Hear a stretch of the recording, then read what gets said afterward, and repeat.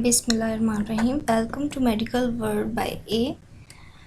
आज का हमारा टॉपिक है crown rump length. Basically crown rump length क्या है? अगर आपने मेरी पिछली वीडियोस देखी हैं तो उसमें मैंने थोड़ा सा एक्सप्लेन किया है कि क्राउन रम्प लेंथ बेसिकली क्या है। क्राउन रम्प लेंथ जो है हम इस वीडियो में डिस्कस करेंगे। 6 वीक ऑफ गेस्टेशन के 6 वीक पर हम क्राउन रम्प लेंथ को मेजर करते हैं। जब एम्ब्रियो की साइज़ जो है 5 mm तक पहुंच जाती है तब हम क्राउन रम्प लेंथ मेजर करते हैं। ये एक एम्ब्रियो जो है वो क्या है, वो यॉर्क सैक के साथ जो है बेसिकली बेबी ही है। लेकिन क्राउन रम्प लेंथ हम कब मेजर करते हैं? हम तब मेजर करते हैं जब ये यॉर्क सैक से बिल्कुल ही अलग हो जाता है और यॉर्क सैक वैनिश होना शुरू हो जाता है, गायब होना शुरू हो जाता है। तब हम जो है एम्ब्रियो को मेजर करते हैं और तब मेजर करते हैं जब वो पॉजिटिव कार्डिक एक्टिविटी के साथ शो होता है, मतलब उसकी पल्सेशन जो है वो विजिबल होती है, हमें अल्ट्रासाउंड पर नज़र आती है कि बेबी अलाइव है। तब हम उसकी क्राउन रम्प लेंथ मेजर करते हैं। अगर बेबी की कार्डिक एक्टिविटी ही नहीं है तो इसका मतलब ये है कि बेबी जो है अबॉर्शन हो गया है, मिस्ड अबॉर्शन हो गया है। सो इसलिए हम जो मेन है कार्डिक एक्टिविटी को हमने पिछले उसमें देखा था कि 6 वीक पर कार्डिक एक्टिविटी का पता चलना शुरू हो जाता है, तो हम उस पर ख़ास ध्यान देते हैं। The mean gestational sac size जो है वो गेस्टेशनल का साइज़ जो है वो कहाँ तक उसकी साइज़ कितना बड़ा हो जाता है? 18 to 20 mm। आपने याद रखना है, 18 to 20 mm तक जो है गेस्टेशन का साइज़ बढ़ जाता है और एम्ब्रियो का साइज़ कितना होना चाहिए? 5 mm तक होता है। तब हम क्राउन रम्प लेंथ उसकी मेजर करते हैं।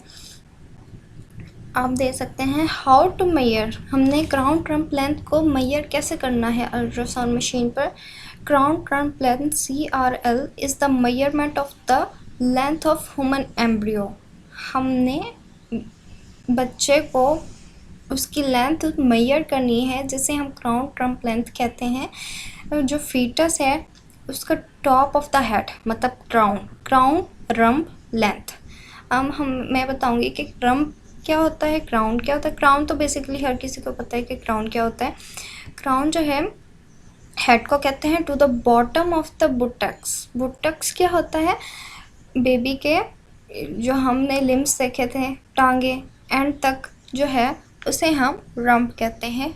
हमने क्राउन से लेके बुटक्स तक जो मेजरमेंट करनी है उसे हम क्राउन रम्प लेंथ कहते हैं। Measurement of a CR with positive cardiac activity. हमने CRL को मेजर करना है और ये भी चेक करना है कि बच्चे की कार्डिक एक्टिविटी है या नहीं है। ये बहुत इम्पॉर्टेंट पार्ट है जो मैं बार बार रिपीट कर रही हूँ। Accurate through the 12th week of gestation. और इसका जो है क्राउन रम्प लेंथ को मेजर करने और कार्डिक एक्टिविटी वो हमें 6 वीक्स पर नज़र आने शुरू हो जाती है। लेकिन इसको देखना कौन से वीक पर देखना बहुत सही होगा, तो वो 12th वीक है गेस्टेशन का। ये देख सकते हैं आप, ये क्राउन रम्प लेंथ है जो 45 से शुरू होकर 84 mm तक जाती है। ये है बच्चे का क्राउन हेड और ये बुटक्स रम्प लेंथ। ये भी आप देख सकते हैं crown and rump length. Blighted ovum. Blighted ovum क्या है?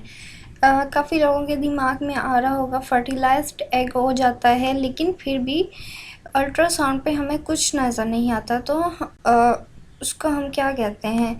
अब हम पढ़ेंगे कि ब्लाइटेड ओव्यूम क्या होता है। Blighted ovum is a pregnancy. ये प्रेगनेंसी ही है जिसमें एम्ब्रियो जो है वो डिवेलप नहीं होता। वो कैसे डिवेलप नहीं होता? Blighted ovum occurs when a fertilized egg, एक फर्टिलाइज्ड जो एग है जो इम्प्लांट होता है यूट्रस में, उसके बाद ही ये प्रोसेस शुरू होता है गेस्टेशनल सैक बनना, यॉर्क सैक बनना, फीटल पोल का नज़र आना, एम्ब्रियो फिर नज़र आना। ये यूट्रस में जाएगा तो फिर ही फर्टिलाइज एग वहाँ से, ब्लाइटेड ओव्यूम, फर्टिलाइज एग वहाँ से निकल गया है और इम्प्लांट यूट्रस में हो भी गया है, लेकिन वो एम्ब्रियो उससे डिवेलप ही नहीं हुआ।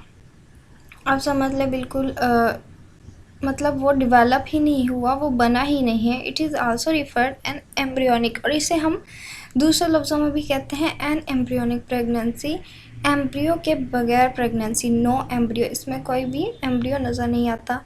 और जो है इसमें and is a leading cause of early pregnancy failure, ये हमें स्टार्ट में ही पता चल जाता है जब एक प्लांट होता है और गेस्टेशन सैक बनता है, लेकिन उसमें कोई यॉर्क सैक नज़र नहीं आता, कोई फीटल पोल नज़र नहीं आता। ये सब होंगे तो फिर ही एम्ब्रियो बनेगा, लेकिन ऐसा कुछ नज़र नहीं आता। गेस्टेशनल सैक जो है बिल्कुल खाली नज़र आता है। And is the leading cause of early pregnancy, ये अर्ली प्रेगनेंसी में ही नज़र आ जाता है कि बेबी एम्ब्रियो है ही नहीं, मिसकैरेज। तो आगे हम देखेंगे it is also called an embryonic pregnancy. जैसे हमने देखा ये एक एन एम्ब्रियोनिक प्रेगनेंसी है and there is no embryo, इसमें बिल्कुल एम्ब्रियो नहीं होता, बिल्कुल खाली होता है। ये हम आगे देखेंगे जिससे बेबी डेवलप हो, बिकॉज अ विलाइटेड ओव्यूम स्टिल, लेकिन तब भी हमें लग रहा होता है कि प्रेगनेंसी पॉजिटिव है। वो कैसे हमें पता लग रहा होता है, क्योंकि जब ब्लाइटेड ओव्यूम होता है लेकिन वो हार्मोन तो रिलीज़ कर रहा है ना अपने प्रेगनेंसी के, तो उससे हमें जो होता है पॉजिटिव प्रेगनेंसी शो होती है टेस्ट में, लेकिन उस कोई प्रेगनेंसी मतलब उससे जो है वो डेवलप होता ही नहीं है फर्टिलाइज एग, तो उससे बिल्कुल खाली यूट्रस नज़र आती है। Blighted ovum will cause a miscarriage, इससे खुद ही मिसकैरेज हो जाता है, कोई मेडिसिन की ज़रूरत नहीं होती, कोई प्रोसीजर की ज़रूरत नहीं होती। 7 to 12 वीक तक अगर एन एम्ब्रियोनिक प्रेगनेंसी है तो वो खुद ही मिसकैरेज हो जाता है 7 to 12 वीक तक। A normal pregnancy and embryo would be visualise, normal pregnancy में तो एम्ब्रियो नज़र आना शुरू हो जाता है 6 वीक पर ही, after the woman last menstrual period, औरत के आखिरी मेंस्ट्रुअल पीरियड पर उसके 6 हफ्ते बाद एम्ब्रियो नज़र आना शुरू हो जाता है। और ये कंफर्म कब होता है, 8वें वीक पर प्रेगनेंसी के। ये आप देख सकते हैं ये है, ये क्या है, ये यूट्रस है। ये यूट्रस बिल्कुल खाली है, इसमें कोई यॉर्क सैक नहीं है, कोई फीटल पोल नहीं है, तो इसे हम एन एम्ब्रियोनिक प्रेगनेंसी कहेंगे। ये हमने सैजिटल व्यू में भी देख लिया है, गेस्टेशनल सैक ये ब्लाइटेड ओव्यूम है, आप देख सकते हैं। Thank you for watching. Next video में हम फर्दर डिस्कस करेंगे। मैंने इसलिए छोटे छोटे पार्ट्स बनाए हैं क्योंकि एक वीडियो ही इतनी लंबी हो जाती है तो उसे समझना और देखना बहुत मुश्किल हो जाता है, इसलिए मैंने डिसाइड किया है कि मैं छोटे छोटे पार्ट्स बनाऊं जिससे आप लोगों को अच्छी समझ भी आए और आप अच्छी तरह से अंडरस्टैंड भी कर सकें। Thank you for watching.